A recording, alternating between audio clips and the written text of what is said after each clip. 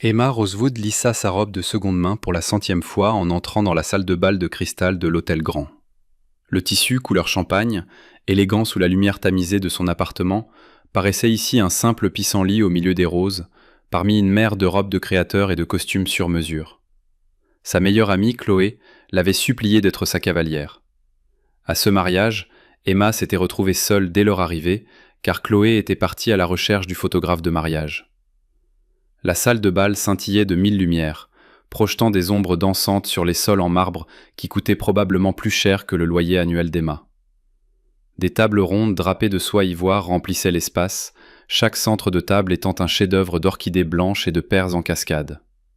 Emma serra plus fort sa petite pochette, se sentant de plus en plus mal à l'aise à chaque pas, murmura-t-elle en vérifiant l'élégante carte qu'elle tenait.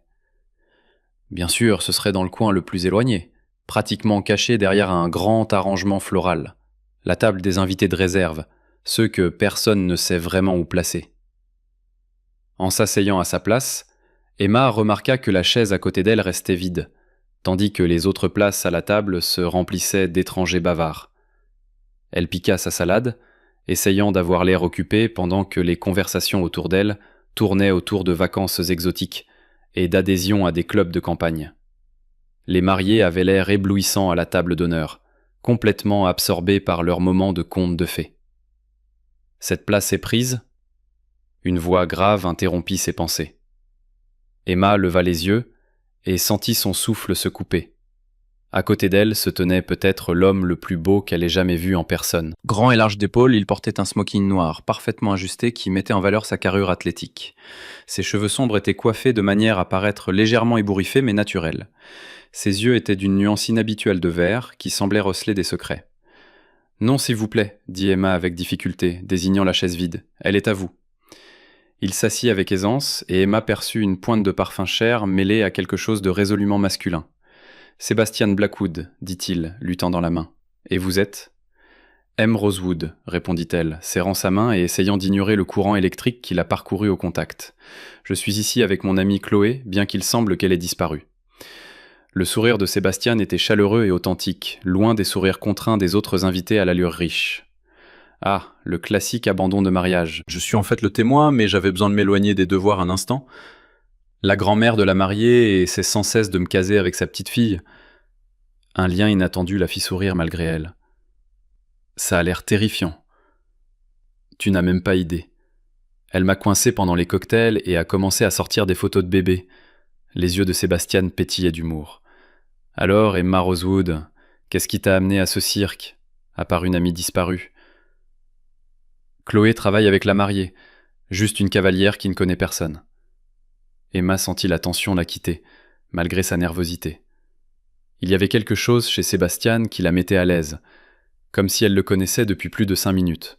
« Oh, maintenant tu me connais, » dit Sébastien, levant son verre de champagne.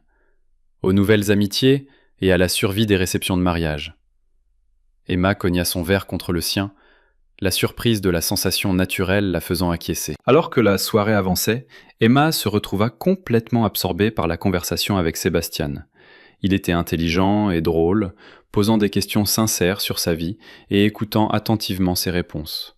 Quand elle mentionna son travail de fleuriste, ses yeux s'illuminèrent d'intérêt. « Tu crées de la beauté pour vivre, dit-il, ça doit être incroyablement gratifiant. » Oui, dit Emma, surprise par sa perspicacité. La plupart des gens pensent que c'est juste arranger des fleurs, mais c'est bien plus que ça. La théorie des couleurs, le symbolisme, comprendre les émotions que les gens veulent transmettre. Sébastien se pencha légèrement en avant. Raconte-moi en plus. L'heure suivante fut une danse. Emma parla plus qu'elle ne l'avait fait depuis des mois. Sébastien posa des questions sur ses fleurs préférées, ses arrangements les plus difficiles, ses rêves d'ouvrir un jour sa propre boutique. Il partagea des histoires, bien qu'elle remarquât qu'il restait vague sur son travail, mentionnant quelque chose sur le conseil en affaires et l'aide aux entreprises à se développer. Lorsque l'orchestre commença à jouer des chansons lentes, des couples affluèrent sur la piste de danse. Emma les regarda avec un mélange de nostalgie et de contentement. Elle n'avait jamais été une bonne danseuse, mais être assise ici avec Sébastien lui donnait l'impression d'appartenir à quelque part pour la première fois depuis des années. « Vous voulez danser ?» demanda Sébastien, comme s'il lisait dans ses pensées. Emma hésita. « Je dois vous prévenir, je ne suis pas très doué. Vous avez de la chance, je le suis, » dit Sébastien avec un sourire, se levant et lui tendant la main. « Faites-moi confiance. » Contre son gré, Emma posa sa main dans la sienne et le laissa la guider sur la piste de danse. Au moment où sa main se posa sur sa taille, elle sentit qu'elle flottait. Il bougeait avec une grâce assurée, la guidant à travers les pas si naturellement qu'elle oublia sa nervosité. « Tu es pleine de surprises, Emma Rosewood, » murmura Sébastien, son souffle chaud près de son oreille. « Et toi aussi, Sébastien Blackwood, » répondit-elle, en regardant ses yeux verts mystérieux. Le mystère s'épaississait. Alors que la chanson se terminait, Emma remarqua que d'autres invités les regardaient avec curiosité. Plusieurs femmes chuchotaient derrière leurs mains, jetant des regards dans la direction de Sébastien. Emma sentit une légère anxiété. Les regards qu'on lui portait étaient un mélange de reconnaissance et de déférence, ce qui suggérait qu'il n'était pas un simple invité de plus au mariage. « Sébastien, » dit-elle en retournant à leur table, « que fais-tu vraiment ?» Il hésita, tenant toujours sa main. « C'est compliqué. Essaie de deviner. » Sébastien balaya la salle de bal du regard, puis la regarda. « Je gère plusieurs entreprises, principalement dans le secteur de la technologie, rien de trop excitant. » Mais Emma remarqua la façon dont il le disait, avec une neutralité prudente dans sa voix. Elle remarqua aussi la montre chère à son poignet, la façon dont le personnel le traitait avec un respect particulier, la qualité de ses vêtements qui parlaient de sur-mesure. « Es-tu quelqu'un de célèbre ?» demanda-t-elle doucement. L'expression de Sébastien devint sérieuse. « Est-ce que cela aurait de l'importance si je l'étais ?» La question resta en suspens entre eux, comme un défi. Emma étudia son visage, voyant une vulnérabilité sous l'extérieur confiant. « Je ne sais pas, » dit-elle honnêtement. « Je suppose que cela dépendrait du genre de célébrité. »« Le genre qui fait que les gens te traitent différemment, » dit Sébastien. « Le genre qui rend les véritables connexions presque impossibles. » À la fin de la soirée, Emma ne voulait pas partir. La soirée avait été magique, d'une manière qu'elle n'aurait jamais imaginée. Sébastien l'avait fait se sentir vue, appréciée, intéressante. Pour la première fois, elle ne se sentait pas invisible.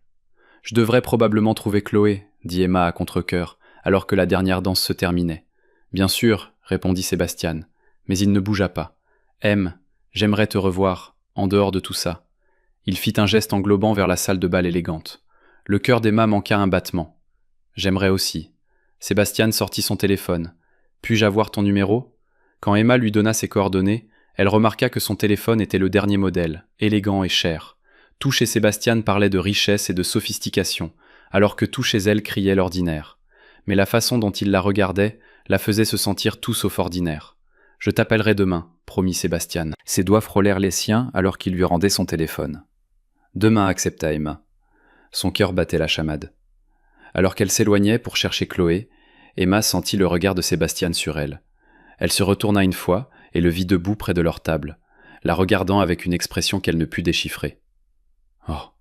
À ce moment-là, elle réalisa que quels que soient les secrets de Sébastien Blackwood, elle était déjà trop profondément impliquée pour s'en aller.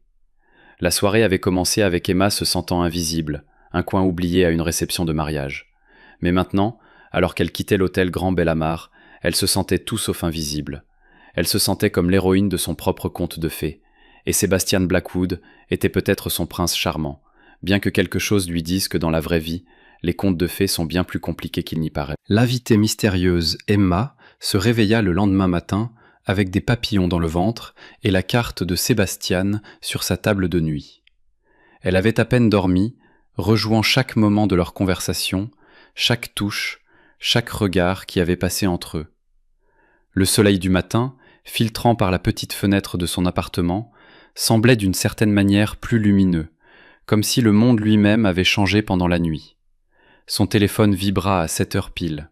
« Bonjour Emma, j'espère que tu as mieux dormi que moi. » La voix de Sébastien était chaleureuse à travers le haut-parleur et Emma entendait un sourire dans ses mots. « Je ne suis pas sûre d'avoir dormi du tout, » admit Emma, recroquevillée dans son fauteuil préféré. « Hier soir, ça ressemble à un rêve. Alors, laisse-moi te prouver que c'était réel. » Dîne avec moi ce soir. Le cœur d'Emma s'accéléra. J'adorerais, mais je dois travailler. Mon samedi est le jour le plus chargé à la boutique de fleurs. À quelle heure tu finis? Vers 18h. Parfait. Je viendrai te chercher à 18h30. Habille-toi simplement. Après l'appel, Emma passa la journée à composer des bouquets, ses pensées dérivant vers des yeux verts et des sourires mystérieux. Sa collègue Lily le remarqua immédiatement. « Tu rayonnes » dit Lily, observant Emma siffloter en travaillant sur un arrangement de mariage particulièrement complexe. « Qui est-il »« Quelqu'un que j'ai rencontré hier soir » dit Emma, incapable de cacher son sourire. « Quelqu'un d'incroyable. » À 19h précise, une voiture noire élégante s'arrêta devant Rosewood Flowers. Emma ferma rapidement la porte à clé, lissa sa simple robe d'été et espérait avoir l'air approprié pour ce que Sébastien avait en tête. Mais quand elle s'approcha de la voiture, ce n'était pas Sébastien au volant. « Mademoiselle Rosewood, je suis Thomas, le chauffeur de Monsieur Blackwood. Il vous attend. » Les pas d'Emma ralentirent. Un chauffeur. Elle s'assit sur le siège arrière où Sébastien était assis, arborant le même sourire chaleureux. Mais maintenant, elle remarqua des détails qu'elle avait manqués auparavant. L'intérieur de la voiture était le comble du luxe, avec des sièges en cuir et un petit bar.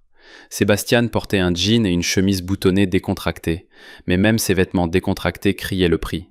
« Tu as un chauffeur » demanda Emma, s'asseyant à côté de lui. « Oui » répondit Sébastien simplement. « Est-ce un problème ?» J'essaie juste de comprendre qui tu es vraiment. Sébastien lui prit la main. Je suis la même personne qui était assise avec toi à la table 7 hier soir. Tout le reste est un détail. Thomas les conduisit à travers la ville vers un quartier qu'Emma visitait rarement, où les gratte-ciels touchaient les nuages et tout brillait de richesse. Ils s'arrêtèrent devant un bâtiment qui semblait s'étirer à l'infini, sa façade de verre reflétant le soleil couchant. « C'est là que j'habite », dit Sébastien, alors qu'il prenait l'ascenseur jusqu'au dernier étage. Les portes s'ouvrirent directement sur le penthouse de Sébastien. Des fenêtres du sol au plafond offraient une vue panoramique sur la ville. « Sébastien, » dit Emma lentement, regardant le luxe autour d'elle. « Que fais-tu exactement » Il versa 2 verres de vin et lui en tendit un. « J'ai dit que je gérais plusieurs entreprises. »« Plusieurs entreprises, » répéta Emma. « Dans ce bâtiment, en fait. Je possède ce bâtiment et quelques autres. » La vérité se révéla. Emma posa son verre, ses mains tremblantes. « Tu possèdes des bâtiments, au pluriel. » Sébastien passa la main dans ses cheveux, ayant soudain l'air vulnérable malgré le cadre. « M, j'aurais dû être plus franc. Je suis Sébastien Blackwood. Blackwood Technologies, Blackwood Industries, Blackwood Real Estate. J'ai eu de la chance en affaires. »« De la chance », répéta Emma, le regardant. « Tu n'es pas seulement riche, tu es l'un de ces milliardaires dont je lis dans les magazines. »« Le montant n'a pas d'importance, » dit doucement Sébastien. « Ce qui compte, c'est que je n'ai jamais rencontré quelqu'un qui me donne envie d'être juste Sébastien. Pas le PDG, pas l'héritier de quelque chose, juste moi. » Emma se dirigea vers la fenêtre, regardant la ville en contrebas. « C'est pour ça que les gens te regardaient hier soir. Pourquoi les serveurs te traitaient comme de la royauté? Et tu n'as pas pensé à le mentionner. » Sébastien s'approcha d'elle, si près qu'elle pouvait sentir sa chaleur. « J'ai appris que l'argent change la façon dont les gens me traitent. Je voulais que tu me connaisses d'abord. » Emma se tourna pour lui faire face. « Je suis fleuriste, Sébastien. J'habite dans un studio au-dessus d'un café. J'achète mes vêtements en friperie. Nous vivons dans des mondes complètement différents. »« Est-ce le cas » demanda Sébastien. Ses yeux verts étaient intenses. « Simplement parce qu'hier soir, assise à cette table et parlant avec toi, je me suis senti chez moi comme je ne l'avais pas été depuis des années. » À ce moment-là, l'ascenseur tinta et une femme en sortit. Elle était d'une beauté époustouflante, du genre décontracté qui vient avec un jean bien coupé et des ressources illimitées. Ses cheveux roux étaient parfaitement coiffés, ses vêtements de marque impeccables. « Sébastien, tu as manqué le dîner avec les Harrington, » dit-elle, puis elle remarqua Emma. « Oh, je ne savais pas que tu avais de la compagnie. »« Victoria, c'est Emma Rosewood. Emma, c'est ma sœur Victoria. » Le sourire de Victoria était poli mais évaluateur. La fleuriste. « Vous avez entendu parler de moi » demanda Emma surprise. « Est-ce que j'ai entendu parler de toi » répondit Victoria. « Sébastien n'a pas arrêté de parler de toi depuis hier soir. » Son expression s'adoucit légèrement, ce qui était sans précédent. « D'ailleurs, mon frère est généralement très discret sur sa vie personnelle, » avertit Victoria. C'est vrai ? Victoria se tourna de nouveau vers Emma. Il a annulé 3 réunions importantes aujourd'hui parce qu'il ne pouvait pas se concentrer. Maman est furieuse. Emma sentit ses joues s'enflammer. Je devrais probablement y aller. Non, dit Sébastien rapidement, lui tendant la main. Reste, s'il te plaît. J'ai un début de journée tôt demain et tu as clairement des obligations familiales. La voix de Sébastien était douce, suppliante. Ne le laisse pas t'effrayer. Oui, j'ai de l'argent, oui, ma vie est compliquée. Mais ce que je ressens pour toi est réel. Emma regarda entre Sébastien et Victoria, voyant l'inquiétude sur leur visage. J'ai besoin de temps pour réfléchir. Bien sûr, dit Sébastien, bien qu'une lueur de déception passa dans ses yeux. Thomas te ramènera à la maison. Pendant le trajet silencieux de retour à son appartement, les pensées d'Emma s'emballaient. Sébastien Blackwood n'était pas seulement riche, il était l'une des personnes les plus puissantes de la ville. Elle avait vu ses photos dans des magazines d'affaires, bien qu'elle n'ait jamais prêté attention aux articles. Il évoluait dans des cercles d'influence et de pouvoir qui lui étaient aussi étrangers qu'une autre planète. Mais elle se souvenait aussi de la façon dont il avait écouté ses histoires de fleurs, l'intérêt sincère dans ses yeux lorsqu'elle décrivait ses rêves, la façon dont il l'avait tenue pendant la danse, comme si elle était précieuse. La vulnérabilité qu'elle avait remarquée lorsqu'il lui avait demandé si sa célébrité avait de l'importance.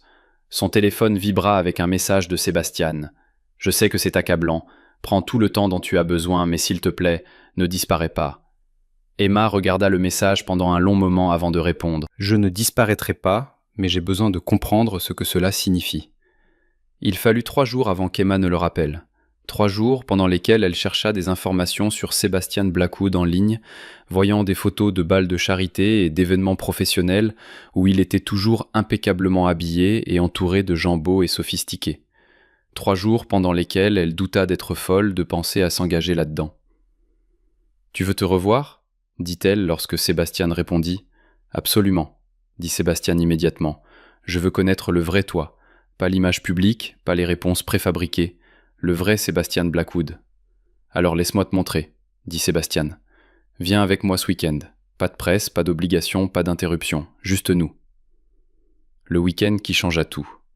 Sébastien vint la chercher lui-même cette fois, conduisant une berline discrète au lieu de la voiture de luxe avec chauffeur. Il était en jean et en simple t-shirt.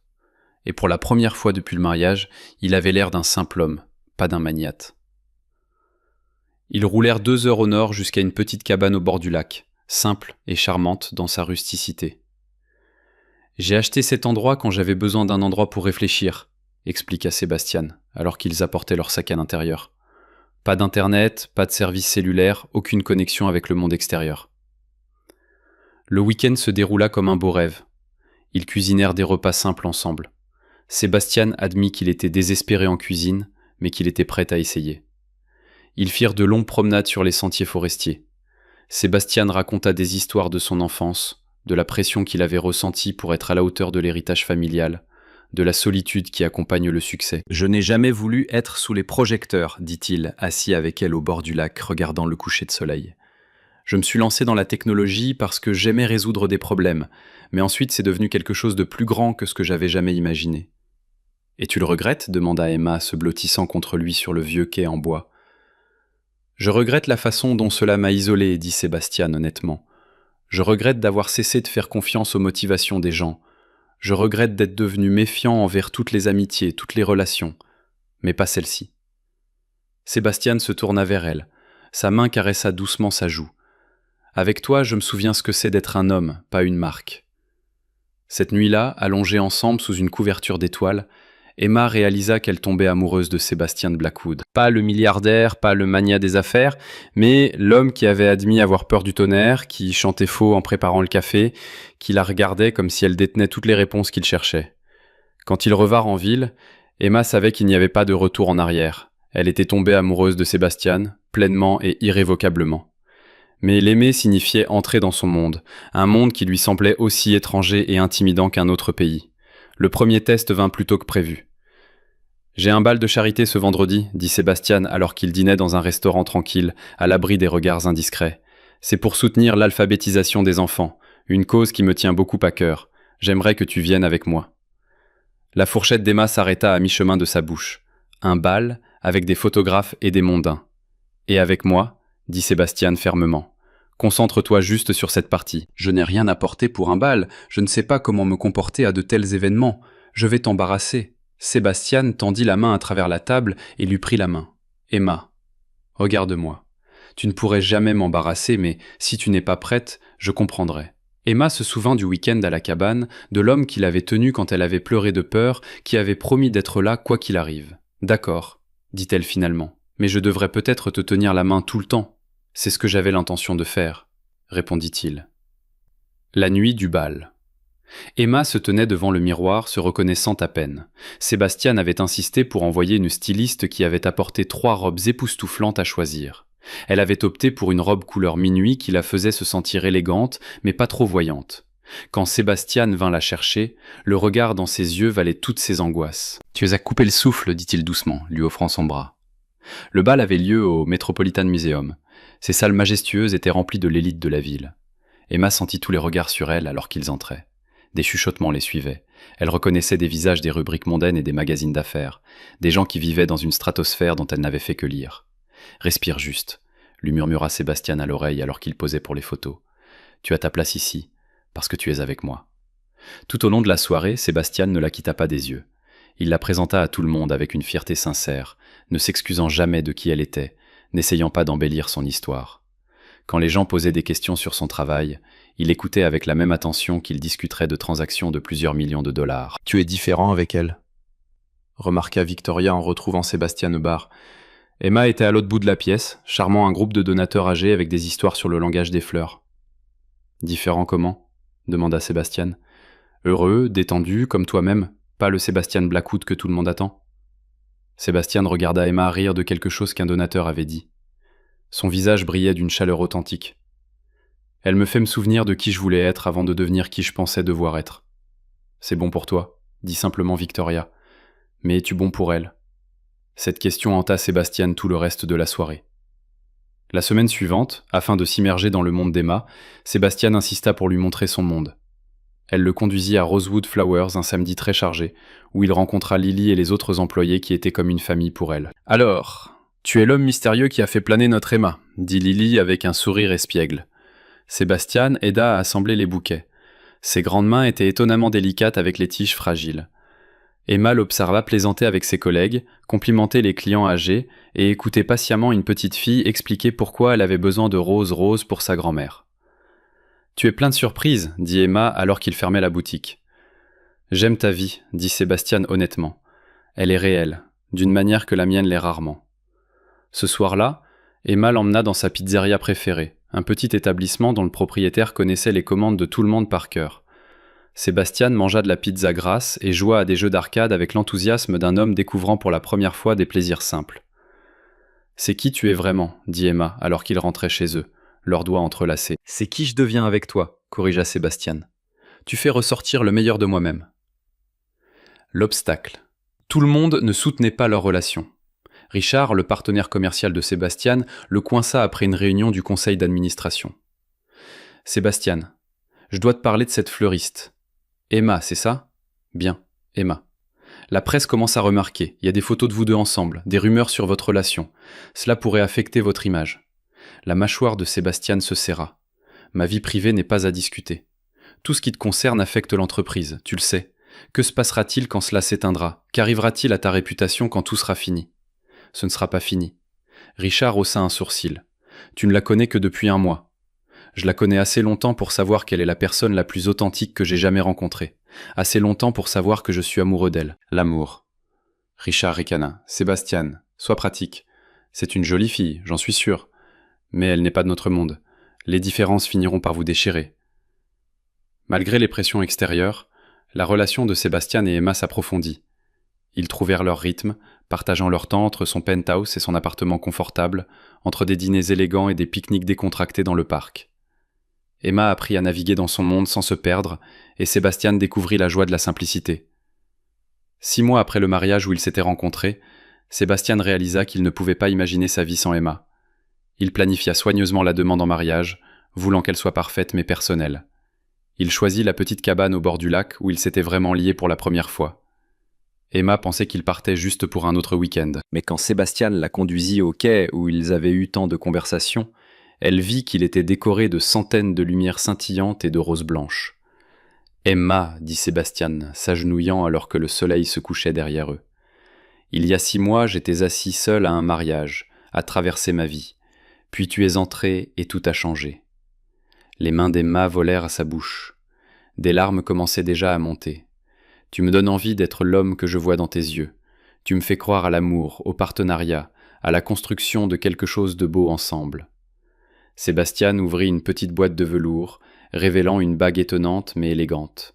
« Veux-tu m'épouser ?»« Oui, » murmura Emma, puis plus fort. « Oui, bien sûr, oui. » Alors que Sébastien glissait la bague à son doigt, Emma réalisa que les contes de fées pouvaient devenir réalité, mais seulement lorsque 2 personnes étaient assez courageuses pour s'aimer telles qu'elles étaient. Le mariage eut lieu 1 an plus tard. Emma marcha dans l'allée de la même chapelle où ils avaient été pour ce mariage fatidique. Mais cette fois, elle n'était pas assise seule à la table 7. Cette fois, elle était la mariée, rayonnante dans une robe simple mais élégante, et marchant vers l'homme qu'il avait vu quand elle pensait être invisible. Sébastien l'attendait à l'autel, ses yeux fixés sur son visage. Victoria se tenait comme demoiselle d'honneur, devenue l'une des amies les plus proches d'Emma. Lily et le personnel de Rosewood Flowers occupaient les premiers rangs, rayonnant de fierté. « Tu es ma plus grande aventure, » dit Sébastien dans ses vœux, sa voix tremblante d'émotion. « Mon havre de paix et mon inconnu passionnant. Tu m'as appris que l'amour ne consiste pas à trouver quelqu'un qui rentre dans ton monde, mais à créer un nouveau monde ensemble. Tu m'as fait croire que j'étais digne d'être remarquée, répondit Emma, des larmes coulant sur son visage. Digne d'être aimée, digne qu'on se batte pour elle. Tu ne m'as pas sauvée de ma vie, tu m'as aidé à construire la vie dont j'ai toujours rêvé. » Alors qu'ils s'embrassaient en tant que mari et femme, Emma pensa à la fille timide et invisible qui, 2 ans plus tôt, était assise seule à une réception de mariage. Cette fille avait peur de prendre de la place, peur d'être vue, peur de croire qu'elle méritait l'amour. Mais parfois, les plus belles histoires d'amour commencent quand personne ne semble regarder et se terminent quand on réalise qu'on a été vu tout ce temps. Sébastien et Emma Blackwood sortirent de la chapelle, main dans la main, prêts à affronter tout ce qui les attendait ensemble.